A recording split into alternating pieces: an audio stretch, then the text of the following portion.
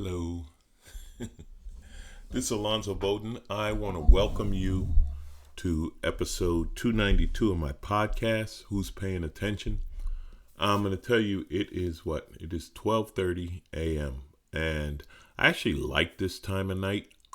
Where I live, it is impossibly quiet, usually this time of night after midnight, and I enjoy that. Can actually hear animals or silence. It's when this whole pandemic thing first started, that's what struck me, how quiet it became outside. And tonight is one of those nights. It's silent outside and in here in my house. But this isn't about the pandemic, this silence that I feel. It's about Breonna Taylor. Because today's the day that the Attorney General from Kentucky gave out the charges, said what happened. And Officer Hankerson was charged with wanton endangerment. The other two officers, Mattingly and Cosgrove, not charged with anything at all. That wanton endangerment charge is for shooting, just randomly, just shooting, and shooting through a wall, which endangered people. But you know what the Attorney General didn't say? You know what no one said? Her name. They, even in the indictment, nothing, they didn't say her name. That people have been asking from the moment she was shot. It hits me, and the silence hits me, because beyond all the protests and the outrage and absolutely justifiable anger, it's easy to forget Breonna Taylor was human. She was a person. She was a young woman with her life ahead of her, with dreams, with, laughs, crying, family, everything that makes up a human life was taken from her through no fault of her own. Cops bust in. Boyfriend does what they say you're supposed to do, right? There's a castle doctrine. You can protect your castle. Someone busts in at night, you have a gun, you fire a shot.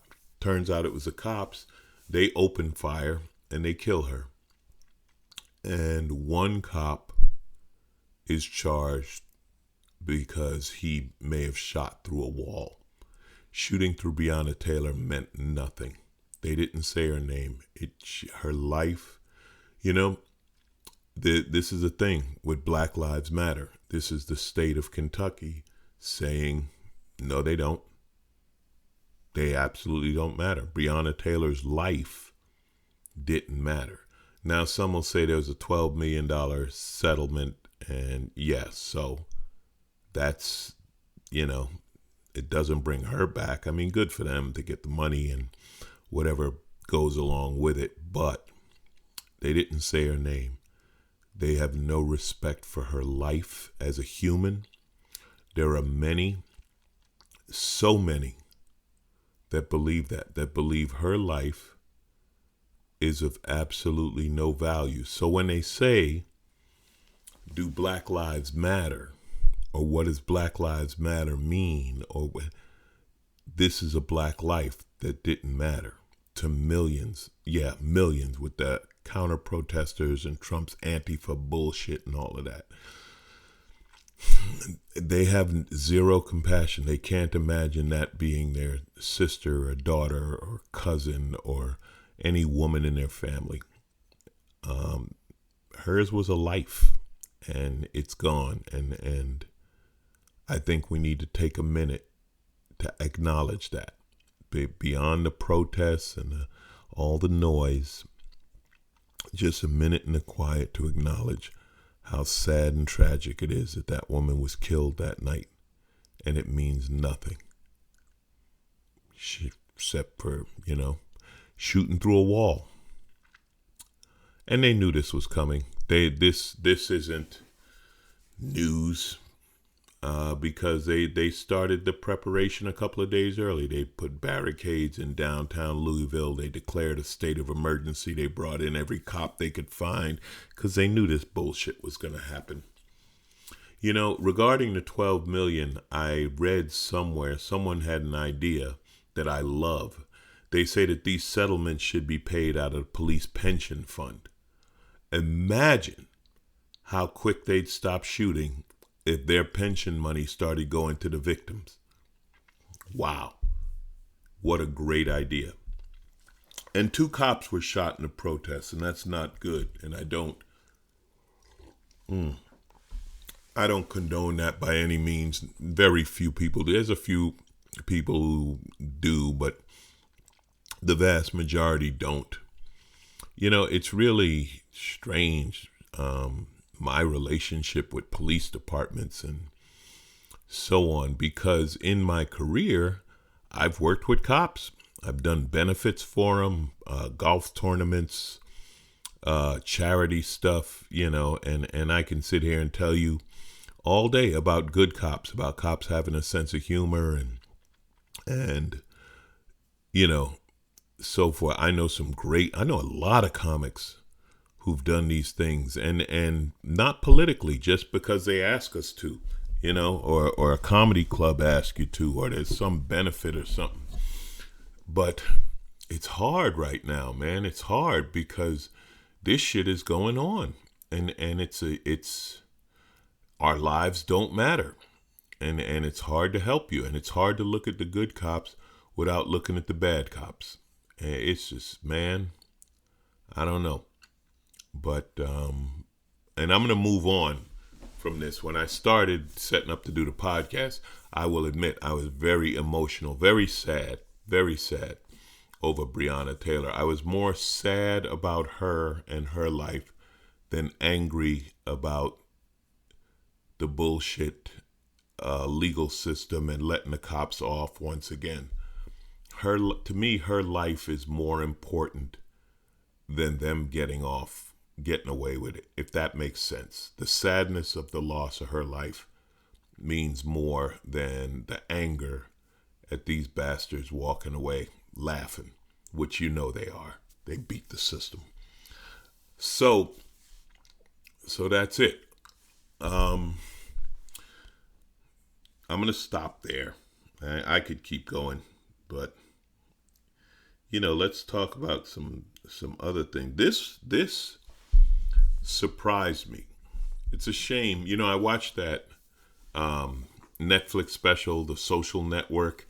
It was good to me, not great. If you haven't heard of it, it's a documentary about our social networks, about Twitter and Facebook and Instagram and on, and how they affect people's views and how the algorithms create fake news and the addictions, and how you're fed news that you like because of certain algorithms, and on and on and on. And there's a lot to it. And again, I think it was good, but not great. They did talk about the problem we're going to have when there are no facts, right? So if social media gives each one of us our own facts, then there are no facts because no one believes the same thing, right? So that made sense. But here, there's a point to it. Somebody told the truth. Somebody in this administration accidentally told the truth. The acting Department of Homeland Security, a man named Chad Wolf, said during his confirmation hearing, white supremacists have become the, quote, most persistent and lethal internal threat to the U.S. White supremacist extremists, from a lethality standpoint over the past 2 years, are the most persistent and lethal threat when we talk about domestic violent extremists. He told the truth. It's not this mysterious Antifa. It's not Black Lives Matter. It's not black on black crime in Chicago. It's not Latinos. It's not Mexicans. It's white supremacists. White supremacist groups, the most persistent and lethal internal threat to the United States. Now, he may have been sort of backed into having to tell the truth because there's a whistleblower who was named Brian Murphy, who was undersecretary in the Homeland Security Department Intelligence Office. And Brian Murphy says that they told him, he's the one who, I guess did the research, whatever. And what research? Open the window, look outside. But anyway, he's the one who first said that white supremacists are the biggest threat. And he's claiming that Chad Wolf and other people told him not to say it. So now Wolf is saying it. I don't care why Wolf is saying it. It's the truth. It's on record. Somebody needs to tell the Barr about that, the attorney general who got his ass handed to him about his bullshit about, I didn't know about these protests, talking about the white protesters with guns in Michigan and all of these white supremacist protesters walking around. Barr was like, I didn't even know. Yeah, okay. But anyway, that's truth. That's the truth. And you want to know where it comes from, how pervasive it is, how deep it runs. In Dallas, Texas. Texas? Really? Happened in Texas? Yeah, it happened in Texas. In Dallas, Texas, a high school teacher listed Kyle Rittenhouse, charged with killing 2 people at the protest in Kenosha. Yeah, he's the one, the 17-year-old with the gun who shot 2 people. Anyway, this teacher gave an assignment that asked high school students to write an essay about a modern hero. And the modern heroes he listed: Mahatma Gandhi, Cesar Chavez, Malcolm X, George Floyd, Joseph Rosenbaum, and Kyle Rittenhouse. He listed a 17-year-old who went to a protest with a gun and started killing people as a modern hero. This is why when you say that, well, white supremacists, yeah, that's how you feed white supremacy, when you call this guy, Rittenhouse, a hero. How this teacher didn't add Dylan Ruth to his list, I don't know. How does it go? What is Black Lives Matter? Why are black people angry? This is mind-boggling, this story to me. I sent this story to somebody and I said, what year is it? In Iowa, a black man was found burned to death in a ditch. They burned up his body. Man's name was Michael Williams. He was killed charged with the murder. Stephen Vogel, Julia Cox, and Roy Lee Garner were charged with abuse of a corpse, destruction of evidence, and accessory after the fact. And Cody Johnson also charged with abuse of a corpse and accessory after the fact. So they strangled this black man, burned up his body, threw it in a ditch. And here's the thing. This is what's amazing. The police in Iowa are saying there's no evidence to lead them to believe the crime was motivated by his race or that it was a hate crime. No, a hate crime. Why would you think a black man strangled, burned up, and thrown into a ditch by 4 white people was a hate crime? Kind of makes you wonder, what is the standard for hate crime in this little town in Iowa? Do you have to actually be caught killing the person, saying, I hate you for being black or Latinx or gay or different? I guess you have to, or maybe you have to leave a note. Maybe you have to leave a note and say, I killed him because I hate black people. I don't know. I don't know what's the standard for hate crime, but I'm going to go with white people strangling a black man and setting his body on fire and throwing it in a ditch is a hate crime. I know I'm not a legal scholar. We both know that. But I'm going to go with that. And this is, here's the thing. It's not, I don't mean to laugh. And God bless this guy, Michael Williams. I'm not laughing about him being murdered. That obviously is a tragedy.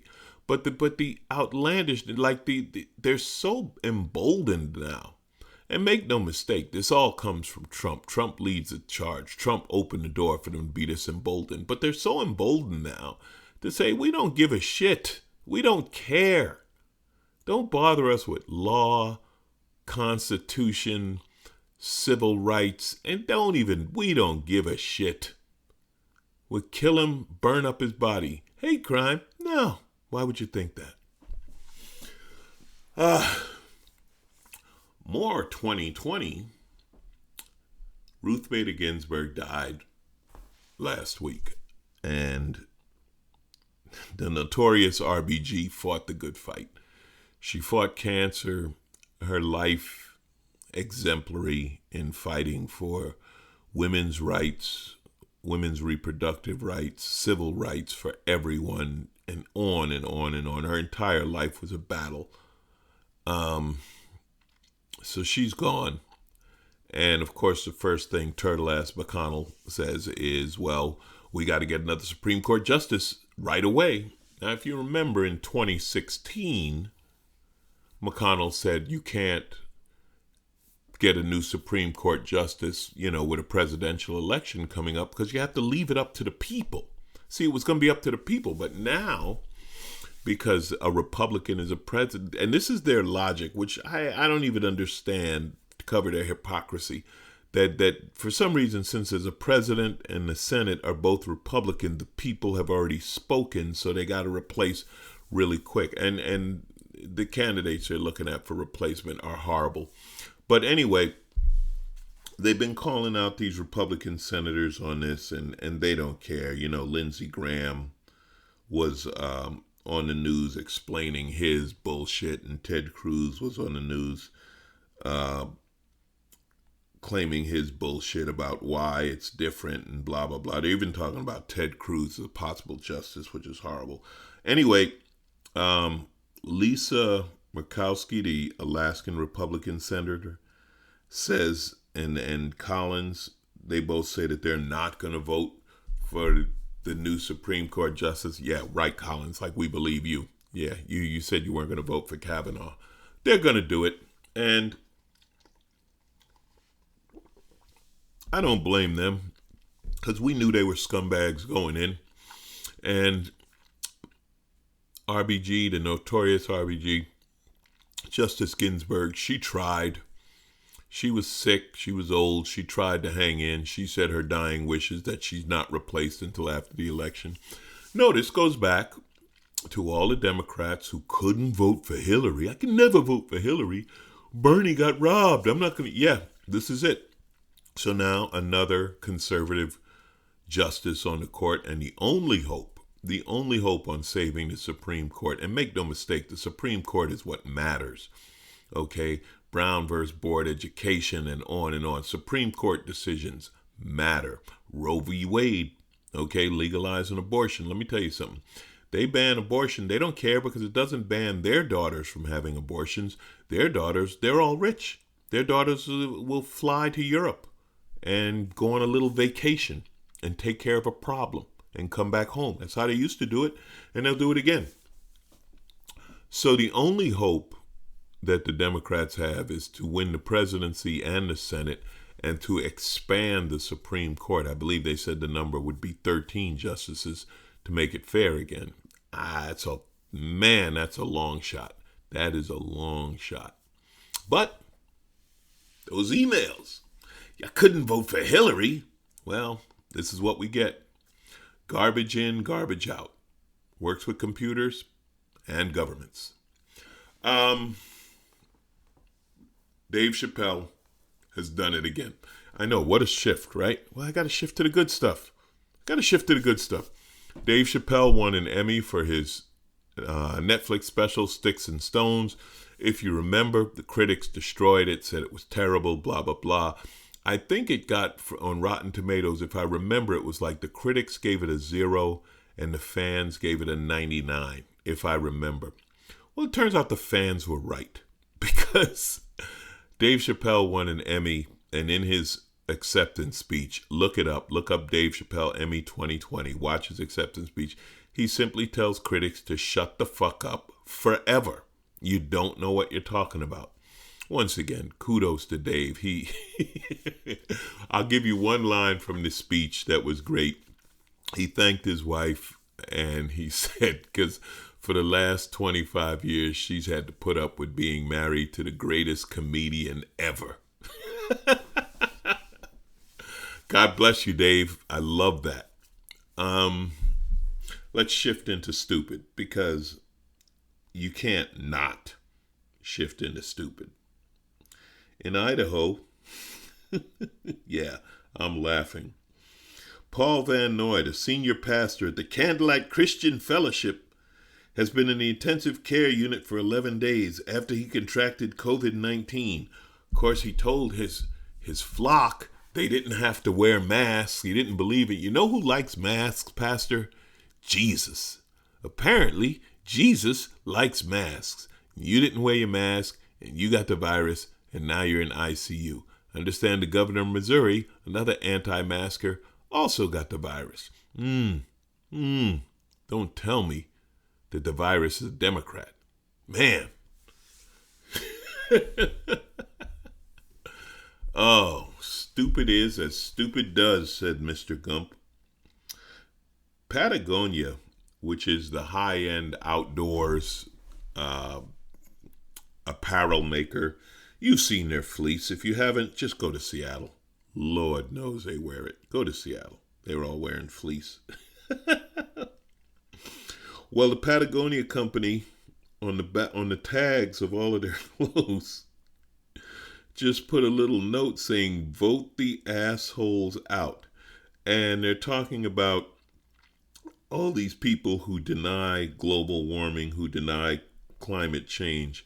Once again, led by the orange one, who merely said, well, it'll cool off. He's down to magic, by the way. That's my belief on Trump. He's simply, it's all he's got left. That's his idea. Magic. What's going to happen to the coronavirus? It'll go away. What's going to happen to global warming? It'll cool off. We used to call it PFM. When I fixed airplanes, every now and then, how'd you fix that? PFM. Pure fucking magic. In other words, we don't know what happened. It just worked again. Or it stopped working or whatever. Enough of my nonsense.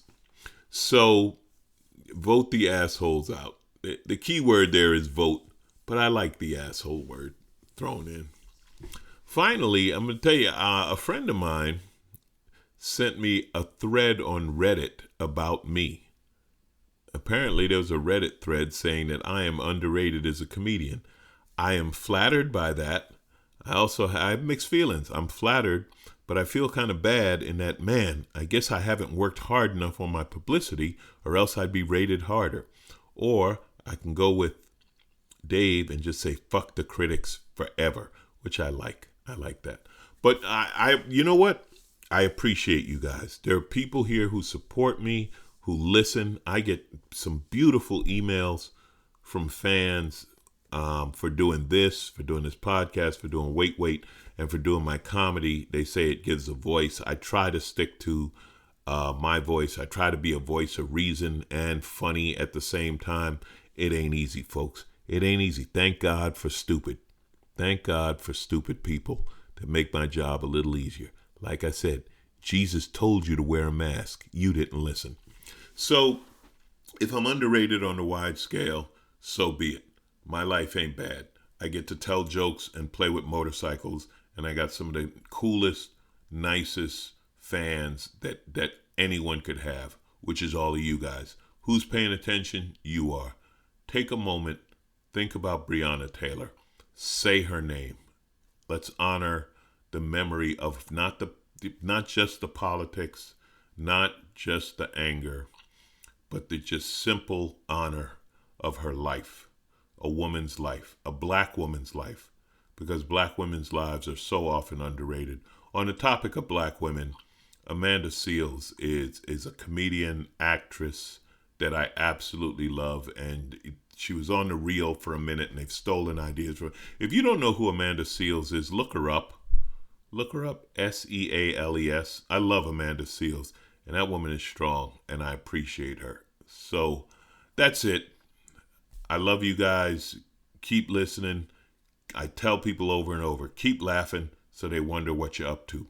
Be careful out there. The streets are hot. The virus is still there. I don't know what else to tell you. Tune out. I still say that. Tune out. Don't go all news all the time. You'll go nuts.